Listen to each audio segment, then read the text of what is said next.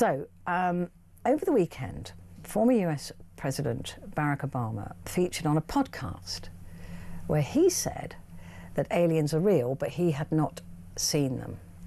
Obama has now clarified on social media that his comments were made in line with the spirit of the speed round of questions, adding that statistically the chances are that life is out there, but he saw no evidence while serving as president. But what evidence do we have on extraterrestrial life? Are governments concealing it? And is there anyone out there? Well, I know you're out there, but are you out there? Any aliens listening, please give me a call. Richard Lawrence joins me now, broadcaster and author of UFOs and the Extraterrestrial Message.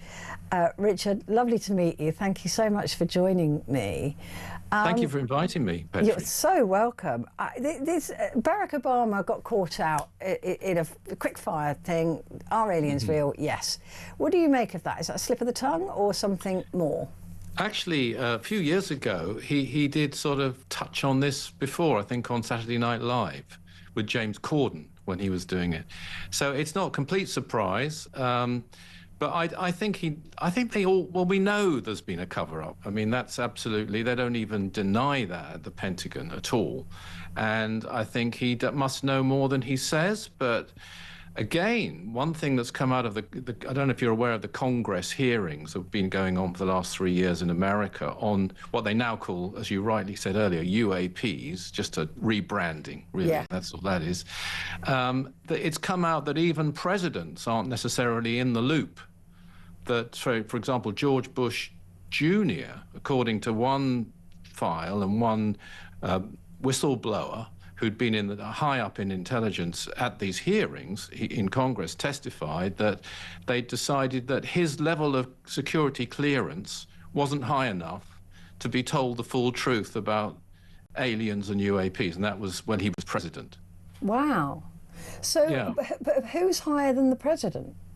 Well, it seems that there's sort of, it's not the first tier of, what seems to have come out in the American hearings is that it's not like the top level of government. It's one or two levels down.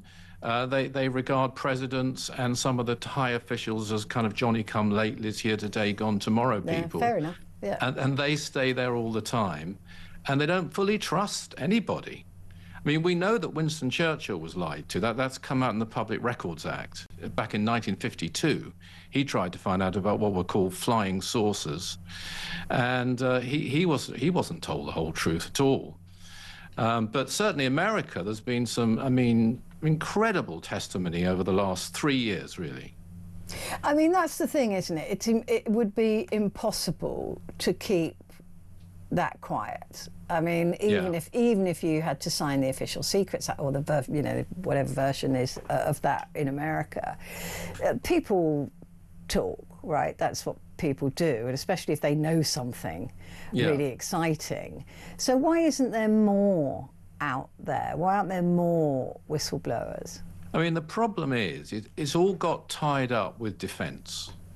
So even over here, the department that deals with it, or dealt with it, they claim they've closed it now. It was the British Ministry of Defence, and over there it's the Pentagon, and it's all tied in with, you know, could this be Chinese technology? Could this be Russian technology? Really, I think the experts that have come forward have said that the capabilities of some of these craft is way ahead of anything we have on Earth. For example, they can go through the water, and I'm now quoting testimony from mainly military personnel and intelligence personnel, naval personnel in America.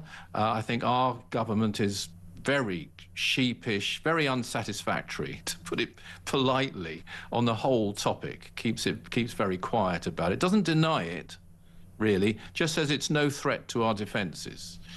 But in America, some of the testimony is incredible capability, ability to surpass gravity, to go through the sound barrier without a sonic boom. Very technical things that craft that we have could not do. For example, just to give one example, in the hearings last September, they showed some footage. One of the, and this is congressmen and women from Democrat and Republicans coming together on this to try and get this disclosed, because they're being lied to as well. They're being told their security classification isn't high enough. These are elected congressmen and women and senators. But one of them brought forward some testimony, which was a Hellfire missile, which is their finest missile, which could destroy a tank. Any known craft could be destroyed by this on Earth. They had footage of it firing at a UAP and literally bouncing off, and the UAP continued. And this was shown to everyone in Congress and on television. All this stuff you can find on the internet. I mean, you have to be careful about disinformation. But I think we're looking at it right now, actually. That very footage, yeah. Yeah. I just, you know, again, I mean, I am a cynic. I'm going to be honest with you, but yeah. You're not alone. Yeah, I know. But can I, before you finish that, could I just say, I think there's a myth that most people don't believe in this. And in fact, just before I came on the show, I looked up YouGov polls, and there are masses. I mean, there's a majority of British people who believe in aliens, and masses of people who believe in cover-ups. And in America, the majority believe in aliens coming to Earth and through history and in the past and so on. So, sorry, I interrupted you. Yeah, there, no, I'm just saying that I'm surprised it's all still guesswork. But, you know, given that everybody's got mobile phones now, given that, you know, there's information sharing going on and all of these things, that it's still very much, you know, so people might believe in it. It depends how you ask the question. If you ask me, do I believe that there's some kind of life form out in the universe, I would say yes. I wouldn't agree that it would be of human form, or it might be an amoeba, right? But it would be unusual if there wasn't some kind of life somewhere. Whether that's intelligent life or not, that is where I wouldn't be able to answer. But it depends how you ask the question. Do I believe there's things out there? Yes, I absolutely do. It'd be crazy not to. But like I said, do I believe they're intelligent and they've travelled to Earth and they've kept themselves hidden all this time? No, I'm not buying that. Well, that's fine. That's your view. I mean, excuse me. This poll I looked up from YouGov said that 37% of British people believe there's intelligent life in this solar system. But I think what we have to remember about this is not a sort of 21st century phenomenon or even a 20th century phenomenon. This phenomenon has been with us for thousands of years. And very often connected to spiritual events.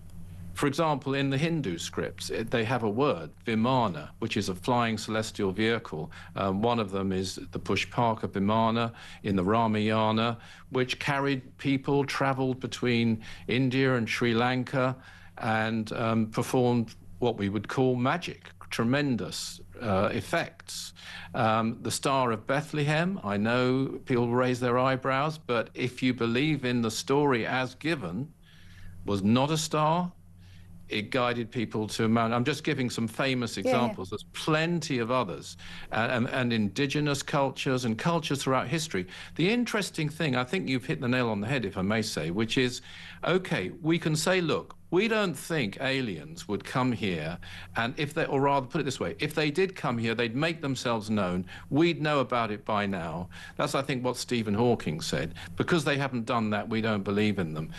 And I think that's totally the wrong way of going about it. I think what we have to look at is what evidence we have, what is going on, and there are plenty of witnesses, very highly qualified witnesses, who'll say they've got superb technology, even technology of mind over. I've got a few CIA papers and Russian, Soviet papers and other papers, which are reports which illustrate that they actually have control over mind and can perceive what's going to happen in the future. And these are government documents reported by official personnel of events that actually happen. But you get to the question then, okay, so if you take all that as fact and these intelligences have come through the ages, and they're still coming now, and they have a technology which is way ahead of anything we have on Earth, then what are they here for? Because they clearly don't want to prove themselves to us yet. And that, I think, is where it gets really interesting. They're giving us signs. They are showing that their presence. There's plenty of people, I think you mentioned earlier when I heard your introduction at the beginning, you've met people who you would trust. Yeah. People you know who've had these experiences, and yet you don't trust them on this. Well, which indicates... No, I do trust them. I don't trust what they might have seen. They might have been a variation of you know, of fantasy or of belief, or not. Yeah. Or not. Yeah. Yeah. Or not. So anyway. But I think we're just about to run out of time. But you are convinced that they're here. I am. I mean, I've seen UFOs, and so have millions of other people. But it's not just because of that. I think that the claims of contact, and you have to be very careful with these. By the way, I'm very skeptical myself about a lot of claims. I'm certainly not saying everyone who says they've had a contact is genuine. I think probably most of them aren't. But on the other hand, I've come across one by, for example, Dr. George King, who I knew very well, the late Dr. George King. We're absolutely running out of time, Richard. Okay. I'm really sorry. I'm going to have to stop you there. But Richard Lawrence there, broadcaster and author of UFOs and the Extraterrestrial Message.